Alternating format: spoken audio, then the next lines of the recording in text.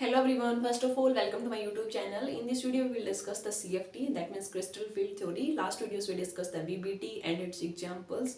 It's very important for your board exams. ठीक है, तो कुछ स्टूडेंट्स ऐसे 12th के एग्जाम्स हैं, तो जो इंपॉर्टेंट है जहाँ से क्वेश्चन आते हैं उन्हीं को हम डिटेल से डिस्कस कर रहे हैं. ठीक है, तो आज का हमारा टॉपिक है CFT. तो CFT से आपका क्वेश्चंस में जैसे कई कॉम्प्लेक्स दे देंगे, वहाँ पे पूछ लेंगे कि डेल्टा नो जो वैल्यू कैलकुलेट करो क्रिस्टल फील्ड स्टेबलाइजेशन एनर्जी की क्या होती है. फॉर एग्जांपल जैसे मैं आपको कॉम्प्लेक्स दे दूँ, मैंने दे दिया आपको CO1S36 +2 दे दिया मैंने एक कॉम्प्लेक्स, एक मैंने दे दिया FeF6 3 नेगेटिव दे दिया मैंने जनरल लिखा है, इसमें कुछ भी नहीं है. लिगेंड की जगह अगर मैं यहाँ पे COCl अब मैं 6 मान लूँ और यहाँ पे आपका 2+ सपोज दैट ये जैसे मैंने ये दे दिया और इनकी पूछ लिया आपसे कि 4 दे दिए. फॉर एग्जांपल दो टाइप से क्वेश्चन बन सकते हैं. कॉम्प्लेक्स दे के आपसे पूछ ले कि CFC की वैल्यू क्या होगी. ठीक है, किसमें एग्जिस्टेंस आपका पूछता है कि आपका लो स्पिन कॉम्प्लेक्स होगा, हाई स्पिन कॉम्प्लेक्स होगा, डेल नोट की वैल्यू कैलकुलेट कीजिए. कई बार क्या होगा कि 4 दे दिए, जैसे 3 दे दिए, इंक्रीजिंग ऑर्डर ऑफ डेल नोट दे दिए या डिक्रीजिंग ऑर्डर में, तो आपको कैलकुलेट करना आएगा. और जो ट्रिक वैसे अगर CFT की वीडियोस देखो थ्योरेटिकल्स की क्या होती है वो हमने ऑलरेडी डिस्कस किया हुआ है, तो वो आप चैनल प्लेलिस्ट में जाके चेक कर सकते हो. क्योंकि MSc केमिस्ट्री के फर्स्ट ईयर के फर्स्ट सेमेस्टर में भी था, तब हमने इसको कंप्लीट डिस्कस कर लिया था कि लाइक क्रिस्टल फील्ड थ्योरी में और VBT में मेन डिफरेंस क्या होता है. क्रिस्टल फील्ड थ्योरी क्या बोलती है कि मेटल और लिगेंड का बॉन्ड जो आयनिक होता है उसमें आपका कोवेलेंट का होता है. ठीक है, तो आज इस वीडियोस में हम ओनली क्वेश्चंस के ऊपर ज्यादा फोकस करेंगे क्योंकि थ्योरेटिकल पार्ट हमने ऑलरेडी कंप्लीट कर रखा है. ठीक है, और इनमें हम जैसे अब देखते हो कि CFT ऑक्टाहेड्रल के भी लिए हम चेक करते हैं, टेट्राहेड्रल के लिए, तो हम ऑक्टाहेड्रल का एग्जांपल्स लेके आपको आज एक्सप्लेन करने वाले हैं.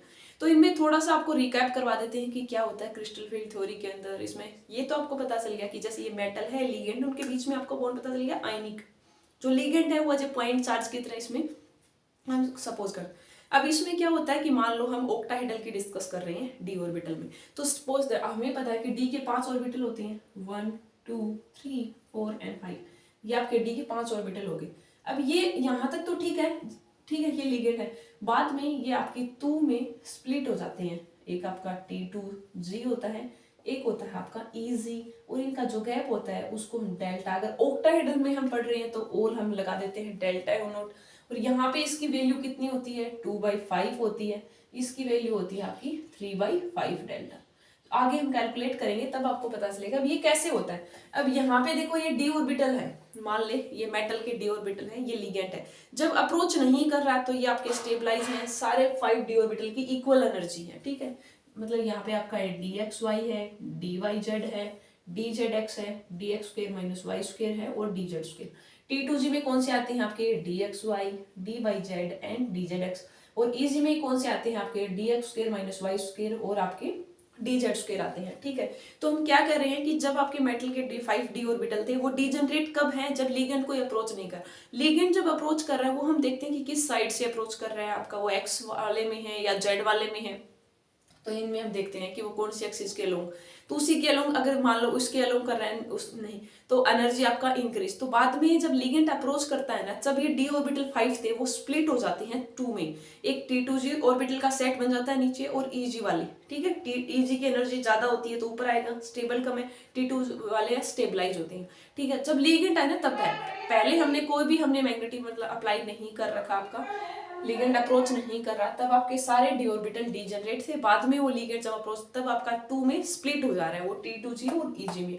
अब क्वेश्चंस में आपको क्या पता होना चाहिए, ये तो आपको जर्नल था पता ही होगा. अब याद रखने का भी ऐसे रख सकते हो, T2G उसमें 3 ऑर्बिटल है, dxy dyz dzx. 3 है तो उसका अपोजिट करो, टोटल 5 है तो यहाँ में 3 है तो आप याद रखो 2 आएगा, तो 2/5 आएगा. मतलब वैल्यू जो हम निकालेंगे आगे, यहाँ पे 2 है तो 3/5 आएगा. ठीक है, और इसको वैसे करना चाहो तो आपको इस 0.4 लिख सकते हो या इसको 0.6 लिख सकते हो. ठीक है, कि आप सोल्व कर सकते हो खुद से. अब मान लिया कि मैंने ये कॉम्प्लेक्स आ गया, इसके लिए आपको डेल नोट की वैल्यू कैलकुलेट करनी है. तो सबसे पहला काम क्या होगा कि आपको इलेक्ट्रॉनिक कॉन्फ़िगरेशंस फाइंड आउट करनी है. ठीक है, इलेक्ट्रॉनिक कॉन्फ़िगरेशन देखेंगे. अब देखो कोबाल्ट है, आपको पता है कि अमोनिया एक न्यूट्रल लिगेंड है तो कोई इसमें चार्ज नहीं होता, तो कोबाल्ट आपका +2 ऑक्सीडेशन स्टेट में होगा. तो आपकी कॉन्फ़िगरेशन लिख लीजिए, आर्गन 18 और 2 20 और 8 28 होता है, तो दैट मींस D8 बचेगा क्योंकि S से 2 इलेक्ट्रॉन हमने रिमूव कर दिया. अब D8 होगा. पहली इलेक्ट्रॉन फीलिंग कर लीजिए, 1 2 3 4 5 6 7 8. यहाँ पे तो सारे ही T2G की, तो इसकी कॉन्फ़िगरेशन क्या बन गई, T2G6 Eg2। अब आपको पता है कि 6 और इलेक्ट्रॉन, अब एक के लिए कितनी वैल्यू होती है 0.4, 6 के लिए कितनी हो जाएगी 0.4।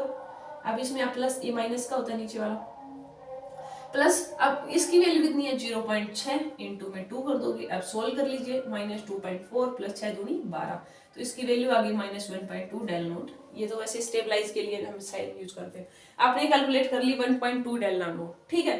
अब इस टाइप से अगर मान लो कि यहाँ पे मैंने अमोनिया लिया था, अब इसमें मैंने क्लोरीन ले लेती, चार्ज सेम है इसके ऊपर, तब भी आपका यही कॉन्फ़िगरेशन होता। ये वेरिएशन कब आता है, ये तो आप जर्नल कोई भी एग्जांपल्स आपको कुछ भी दे दे, इलेक्ट्रॉनिक कॉन्फ़िगरेशन देखो, फिर देखो इलेक्ट्रॉन, मान लो कोई कॉन्फ़िगरेशन ऐसे होती जहां पे आपके T2G में 4 होते और Eg में 2 होते, मान लो 3 और 4, T2G में ओनली 4 होते, ठीक है, T2G में आपके सिर्फ 4 है, तो कॉन्फ़िगरेशन क्या होगी T2G 4 Eg।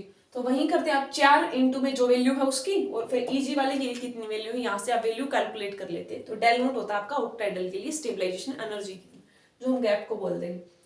अब कई बार इसमें क्या देखना पड़ता है आपको, मान ले ये है आप, अब डिपेंड करेगा, क्लोरीन है वो एक वीक फी लिगेंड है, वो पेयरिंग नहीं करवा पाता। मैंने ये 2 टर्म थ्योरेटिकल पोर्शंस में भी बताया था आपको, जैसे 2 टाइप के लिगेंड होते हैं, एक स्ट्रॉन्ग फी लिगेंड होता है, एक वीक फी लिगेंड होता है। स्ट्रॉन्ग फी लिगेंड क्या होता है, स्ट्रॉन्ग बंदा है तो वो है उसकी टेंडेंसी वो पेयरिंग करवा सकता है इलेक्ट्रॉन को, ठीक है, पेयर अप करवा सकता है, बट वीक है वो तो करवा नहीं सकता। तो इसीलिए इसमें पेयरिंग एनर्जी का भी कंसेप्ट आता है, तो आप ये ध्यान रखो हमेशा, ये टर्म मैंने पहले भी बताई हुई है। जैसे टेट्राहेड्रल होते हैं ना, वो हमेशा हाई स्पिन बनाते हैं, तो उसमें तो पेयरिंग का कंसेप्ट ही नहीं लाना आपको। बट जो ऑक्टाहेड्रल में 2 केस हो सकते हैं कि आपका लिगेंड हाई स्पिन, मतलब स्ट्रॉन्ग फी लिगेंड है, वीक फी लिगेंड, वीक फी लिगेंड है पेयरिंग नहीं करवाएगा, पी का कहीं जिक्र नहीं आएगा। अब यही क्वेश्चन होता है, क्लोरीन होता है तो हम ऐसे ही छोड़ देते हैं, बट यहाँ पे अमोनिया है मान लो, और कॉन्फ़िगरेशन में यहाँ पे +4 चार्ज कर देती, 2 और लॉस हो जाती है यहाँ पे, तो मान ले D6 बच जाता, तो आपका हमने कॉन्फ़िगरेशन क्या कर दिया, आपकी D6 बचा था T2G4 Eg2, हमने आप जर्नल लगा देते इतना।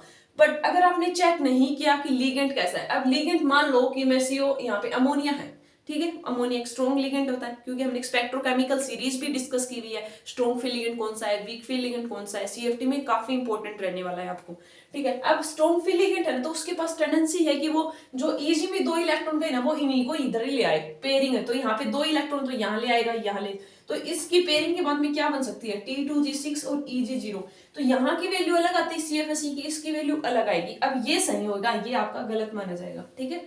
और प्लस में इसमें जो भी वैल्यू आप निकालोगे, मान लो 6 है और नीचे वाले के लिए 0.4, तो 6 इंटू में 0.4 तो -2.4 डेल नोट, प्लस में 2p, ये p होती है पेयरिंग एनर्जी। 2p क्यों आया, हमने कितने इलेक्ट्रॉन को पेयर अप करवाया है, 2 को करवाया है, नीचे वाले में पेयरिंग करवा दी हमने, तो इसलिए आप 2p का यूज करोगे। ये आप सिंपल माइंड में रखो, स्ट्रॉन्ग फी लिगेंड है ना, वही पेयरिंग एनर्जी का कंसेप्ट आएगा, नहीं तो वीक लिगेंड में नहीं आएगा, ना ही टेट्राहेड्रल में आएगा, क्योंकि हमें पता है कि टेट्राहेड्रल तो हमेशा ही आपके हाई स्पिन कॉम्प्लेक्स बनाते हैं, ठीक है। और रिलेशन कोई पूछ ले तो आपको पता है कि डेल 4/9 डेल नोट के इक्वल होता है ऑक्टाटेट्रल का रिलेशन, ठीक है।